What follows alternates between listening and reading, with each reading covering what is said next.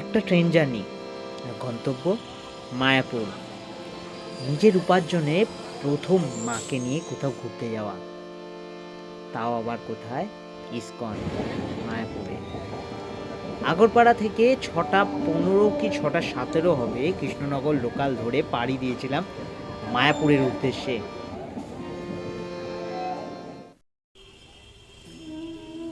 আগরপাড়া থেকে কৃষ্ণনগর লম্বা 3 ঘন্টার জার্নি কমপ্লিট করে 4 নম্বর প্ল্যাটফর্ম থেকে নেমে মাত্র 30 টাকা ভাড়ায় টোটো বুক করে নিলাম।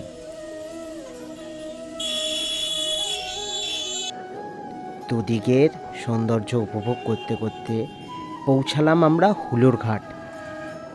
সেখান থেকে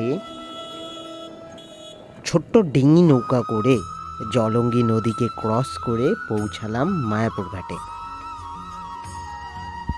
মনে কিঞ্চিত ভয়ই ছিল, কেননা যাওয়ার সময় টোটো দাদাকে জিজ্ঞাসা করেছিলাম মন্দির ক্যাম্পাসের ভিতরে যে সমস্ত ভবনগুলো রয়েছে সেখানে থাকার নিয়ম কানুন।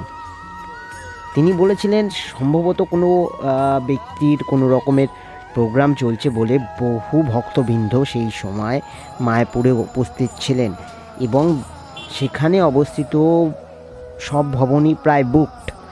তো মাকে নিয়ে প্রথম গেছি, সেখানে থাকবো কী করে সেই নিয়ে একটা মনে দোলাচল ছিল, তবুও প্রভুর নাম করে চলে গেছিলাম মায়াপুর।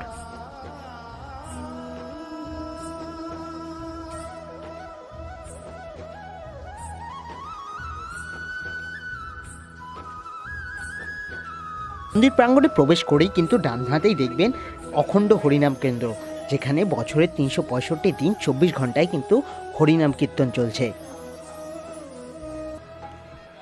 আর হ্যাঁ, আপনাদের মন্দির প্রাঙ্গণে ঢুকে প্রথম কাজ হবে কিন্তু আপনারা প্রসাদের কুপনটা কেটে নেওয়া। আপনারা মন্দির প্রাঙ্গণে ঢুকেই ডান হাতে দেখতে পাবেন বিভিন্ন প্রসাদের জায়গা আছে, সেখান থেকে আপনারা কুপনটি কেটে নিতে পারেন। আমরা কিন্তু গদা ভবনের প্রসাদের কুপনটি কেটে নিয়েছিলাম।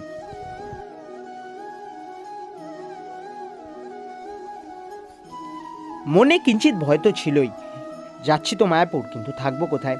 তবুও আপনাদের জানিয়ে দিই যে মায়াপুরে গেলে মন্দির ক্যাম্পাসের ভিতরে আপনারা কী কী জায়গায় থাকতে পারবেন, যেমন ঈশ্বরদয় ভবন, মন্দিরের গা লাগোয়া কোচ ভবন এবং গীতা ভবন তো আছেই। এবং এই সমস্ত ভবনগুলোয় আপনারা যাওয়ার আগে কি করে বুক করতে পারবেন সেটাও আপনাদের জানিয়ে দিচ্ছি। আপনারা এটা অনলাইনেই বুক করতে পারবেন। visit.mayapur-এ গিয়ে সেখানে আপনারা চেক ইন এবং চেক আউট ডেট দিয়ে তাদের কাছে অ্যাপ্লাই করুন এবং আপনাদের রুম বুক করে নিতে পারেন। বিভিন্ন মূল্যের বিভিন্ন পরিষেবার বিভিন্ন রকম রুম রয়েছে, এসি এবং নন এসি দুটোই কিন্তু বর্তমান।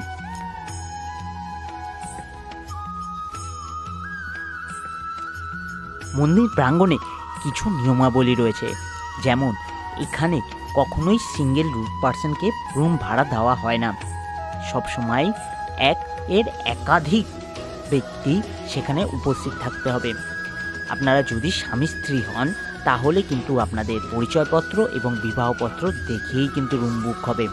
তাছাড়াও এখানে কিন্তু কঠোরভাবে ধূম্রপান বিভিন্ন নেশাজাত দ্রব্য পুরোপুরিভাবে বন্ধ এবং এখানের প্রত্যেকটা ভবনের চেক আউট টাইম এবং চেক ইন টাইম সকাল 9টা।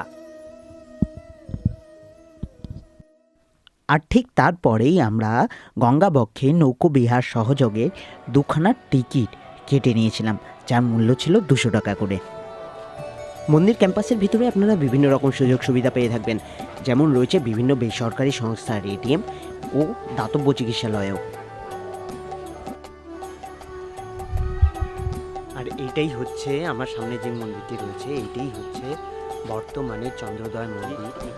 2022 সালেই কিন্তু এই মন্দিরটি পুরোপুরি তৈরি হয়ে যাওয়ার কথা ছিল, কিন্তু কোভিডের কারণে এই মন্দিরটি এখনও পর্যন্ত তৈরি হয়নি। কিন্তু কথা চলছে যে যত তাড়াতাড়ি সম্ভব এই মন্দিরটিকেই সম্পূর্ণ করে এটি কিন্তু প্রধান চন্দ্রোদয় মন্দিরে পরিণত হবে। চৈতন্য মহাপ্রভুর নাম কিন্তু চন্দ্র ছিল, আর সেখান থেকেই এই মন্দিরের নাম হয় চন্দ্রোদয় মন্দির।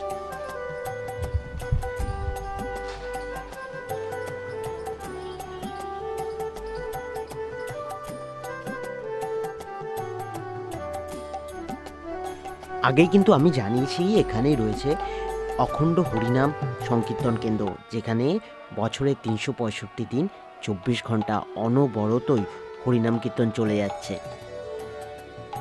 আর এখানেই কৃষ্ণের লীলা এবং চৈতন্য মহাপ্রভু সংক্রান্ত বহু কীর্তন অনবরত চলছে, যা মনের ভাবাবেগে এক আধ্যাত্মিক অনুভূতির সর্বদাই সূচনা ঘটায় এবং প্রবাহমান স্রোতের এক বহিঃপ্রকাশ দেয়। পুরো ইসকন ক্যাম্পাসটি না 2 কি 3টে মূল মন্দিরকে ভিত্তি করেই তৈরি হয়েছে, যার মধ্যে অন্যতম হচ্ছে শ্রীলা প্রভুপাদ মহারাজের পুষ্প সমাধি মন্দির। আর আমার পিছনে যেই মন্দিরটি এখন দেখছেন, এটি শ্রীলা প্রভুপাদ মহারাজের পুষ্প সমাধি মন্দির।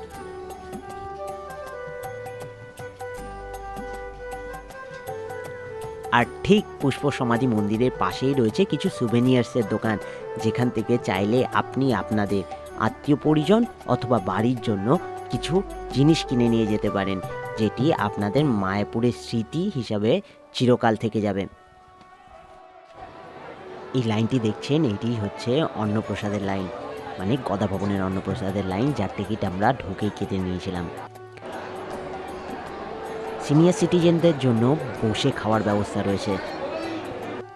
খাবারের টেস্টগুলো এতই সুন্দর, একসময় মনে হতেই পারে যেন 5 তারা হোটেলের কোনো খাবার খাচ্ছি আমরা। আর অন্যান্য মহাপ্রসাদগুলোর মতো এইগুলোও কিন্তু যতবার চাইবেন ততবারই রিফিল করে দেওয়া হবে। মহাপ্রসাদে ছিল 2 রকমের সবজি, সাদা ভাত যাকে অন্নপ্রসাদ বলা হয়, এবং পায়েস। মন্দির চন্দ্রোদয় মন্দিরটি তৈরি হচ্ছে, তার যদি আপনাকে ভিডিওটা দেখাই, এখন লুকসটা দেখাই, অসাধারণ লাগবে, জাস্ট দেখে নিন।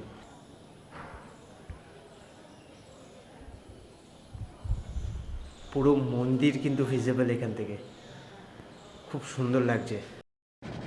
আর লাঞ্চের ঠিক পরেই আমরা চলে গেছিলাম গঙ্গা বক্ষে নৌকো বিহার সহযোগে গঙ্গা আরতি দেখার, যার 2টি টিকিট কিন্তু আমরা আগেই কেটে রেখেছিলাম 200 টাকার বিনিময়ে। সেই দৃশ্যও আপনাদের জন্য রইল। আমাদের সঙ্গে সঙ্গে একবার বলবেন 2 হাত তুলে, বলুন গঙ্গা মাতা কি, ভগীরথ মহারাজ কি, মায়াপুর নবদ্বীপ ধাম কি, শ্রী কৃষ্ণ চৈতন্য মহাপ্রভু কি।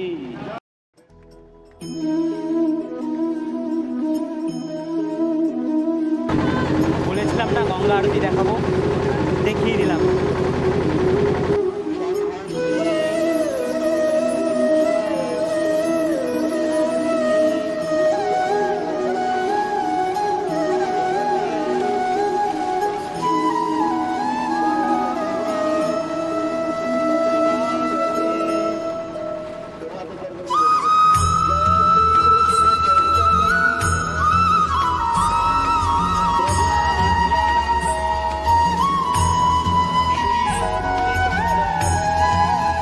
নদীমাতৃক জেলা তো, তাই নদীর তীরবর্তী অঞ্চলে বহু রকম জিনিস দেখা যায়।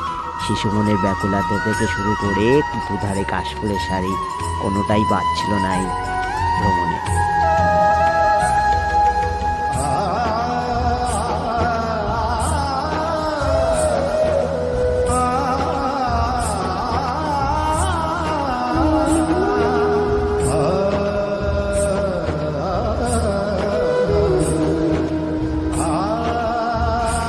আর সন্ধে হতে হতেই মায়াপুর ধামের চিত্রটা কিন্তু একটু অন্যরকম, আর উপভোগটাও করুন।